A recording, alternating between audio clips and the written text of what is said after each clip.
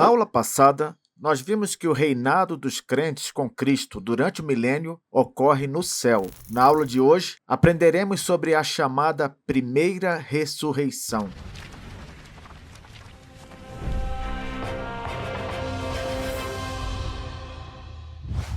Apocalipse capítulo 20, versículo 5 diz assim: os restantes dos mortos não reviveram até que se completassem os 1000 anos. Esta é a primeira ressurreição. Veja que o versículo começa assim: os restantes dos mortos não reviveram. Quem são esses outros mortos que não reviveram? É claro que só podem ser os não crentes. Por quê? Porque essa vida espiritual desfrutada lá no céu, agora, é partilhada apenas pelos crentes em Jesus. Os não crentes continuam mortos, espiritualmente falando, mesmo que já tendo passado pela morte física, entende? Afinal de contas, esteja vivo ou morto, fisicamente falando, uma pessoa pode ser uma morta espiritual em qualquer um desses dois estados. Se uma pessoa está viva fisicamente, por exemplo, e não aceitou Jesus como Salvador, ela está espiritualmente morta. Se uma pessoa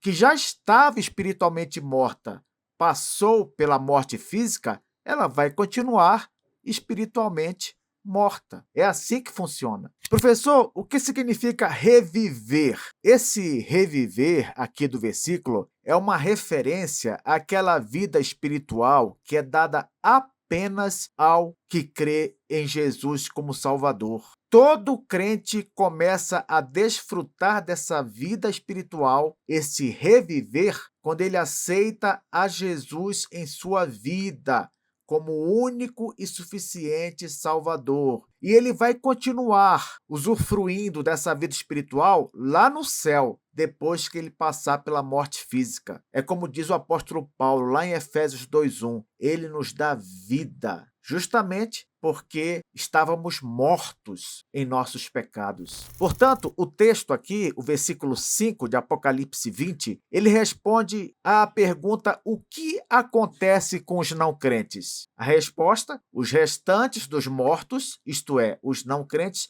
não reviveram até que se completassem os 1000 anos. Então, aqueles que passam por este mundo e não aceitam Jesus como Salvador, durante todo o período da era da igreja, todo o período que vai desde a primeira vinda de Cristo até a segunda vinda de Cristo, estes permanecem mortos, seja no período em que viveram fisicamente, sejam após a morte física. Mas, professor, o versículo diz: não reviveram até que se completassem os 1000 anos. Isso quer dizer, então, que após os 1000 anos, eles vão ganhar também vida espiritual? Vão reviver como nós? Com certeza não. O que o texto inspirado quer dizer é que os não crentes permanecerão mortos fisicamente e espiritualmente até o fim da era da igreja. Os não crentes que não são eleitos, é claro. Mas, quando essa era acabar, a era da igreja, a situação deles vai mudar. Por quê? Porque eles não continuarão mais fisicamente mortos. Eles vão reviver, sim, mas não é espiritualmente. Vão reviver fisicamente. Por quê? Porque todos, sem exceção, crentes e não crentes, no final da era da igreja, vão ressuscitar fisicamente. Então, repetindo, durante o milênio, durante a era da igreja, os não crentes permanecem mortos física e espiritualmente. Entenda, os não crentes que não são eleitos. Ao fim do milênio, ao fim da era da igreja, a situação dos não crentes muda. Por quê? Porque eles vão ganhar vida espiritual? Não, porque eles vão ganhar uma vida física de novo. Eles vão ressuscitar fisicamente, assim como nós. O reviver, no caso dos não crentes, só pode se referir a uma ressurreição física, porque vida espiritual só o crente ganha, como eu venho dizendo. Continuando, após a ressurreição física, pela qual crentes e não crentes passarão, todos nós compareceremos ao juízo final. Portanto, como nós veremos mais adiante, ainda neste capítulo 20 de Apocalipse, os não crentes vão ter de ressuscitar para serem julgados no juízo final. O ponto aqui é que esse juízo final só vai acontecer depois dos 1000 anos, ou seja, depois da era da igreja. Isso significa que o estado em que os não crentes que já morreram fisicamente se encontram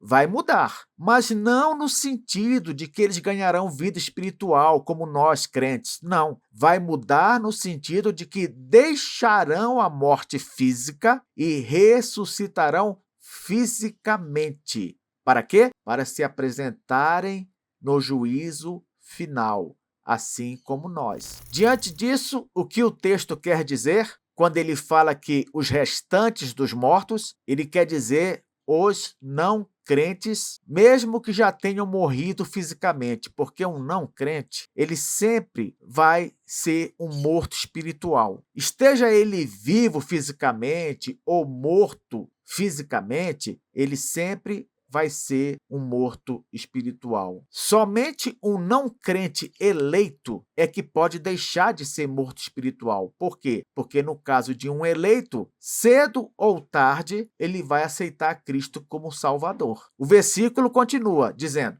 não reviveram. Significa que os não crentes não ressuscitaram espiritualmente como os crentes. Só isso. E no final do versículo, quando diz até que se completassem os 1000 anos, quer dizer que após os 1000 anos, esses não crentes que não reviveram vão reviver também, vão ressuscitar. Mas, preste muita atenção, apenas fisicamente, não espiritualmente.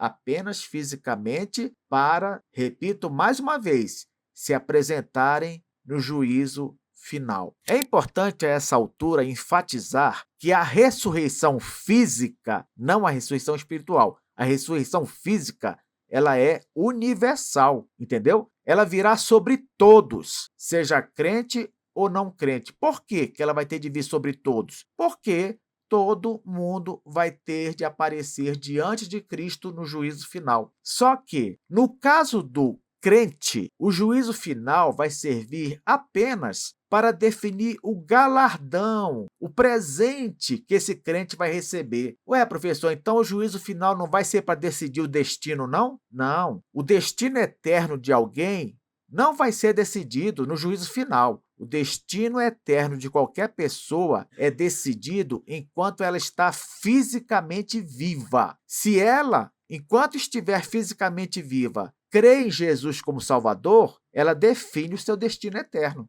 Ela vai para o céu. Se ela, enquanto estiver fisicamente viva, não crê em Jesus como Salvador, ela vai continuar morta e, consequentemente, irá para o inferno. Tá bom. Então, e no caso do não crente, que enquanto estava fisicamente vivo, não creu em Jesus como Salvador? Para que vai servir o juízo final no caso dele? No caso do não crente, que não creu em Cristo enquanto estava fisicamente vivo, o juízo final vai servir para definir com exatidão o grau de punição que ele vai ter no chamado inferno final, aquilo que o Apocalipse chama de lago de fogo. É como se, quando o não crente morre hoje, ele fosse para um inferno, digamos assim, de sofrimento padrão, um sofrimento pelo qual todos estão passando igualmente. Porém, no juízo final, esse sofrimento ele vai ser definido com exatidão, de forma individual. Por isso que Jesus disse, com respeito a Cafarnaum, um lugar que ele visitou durante seu ministério público e que ignorou a sua visita, ele disse o seguinte para Cafarnaum: Cafarnaum, Cafarnaum, se em Sodoma e Gomorra tivessem visto o que vocês viram, teriam se convertido. Por causa disso, no dia do juízo, você sofrerá maior rigor do que Sodoma e Gomorra. Entende? Então, aqueles de Sodoma e Gomorra que foram para o inferno estão sofrendo lá. Os que rejeitaram Jesus em Cafarnaum também já foram para o inferno e estão sofrendo lá. Ocorre que, no dia do juízo final, o sofrimento dos sodomitas e o sofrimento dos de Cafarnaum vai ser definido com mais exatidão. E nós já sabemos, pelo que Jesus Cristo disse, que o rigor será maior para Cafarnaum. Portanto, não confunda as coisas. O dia do juízo não tem nada a ver com definição de destino eterno. O dia do juízo é para definir, no caso dos crentes, galardão e, no caso dos não crentes, grau de punição com exatidão. Então, mais um resumo sobre as duas ressurreições. Primeira ressurreição, ela é espiritual, ela só ocorre com os crentes e ela se dá durante o milênio, durante a era da igreja. Segunda ressurreição, ela é física, corporal, ocorre com todos, sejam crentes e não crentes, e ela só se dará ao final do milênio, ao final da era da igreja, para que nos apresentemos no juízo final. Isso quer dizer, então, professor, que eu, crente em Jesus, já passei pela primeira ressurreição? Sim, você já passou. No dia em que você creu em Jesus, desde aquele dia, você passou pela primeira ressurreição. E se você morrer fisicamente, lá no céu você vai gozar dessa primeira ressurreição, reinando com Cristo. Olha que maravilha! Creio que não é preciso mais eu enfatizar que a segunda ressurreição, a chamada segunda ressurreição, só pode ser a ressurreição física, já que a primeira é a ressurreição espiritual dos crentes. O que é chamado no Apocalipse de segunda ressurreição? A ressurreição física, pela qual todos nós, crentes e não crentes, passaremos.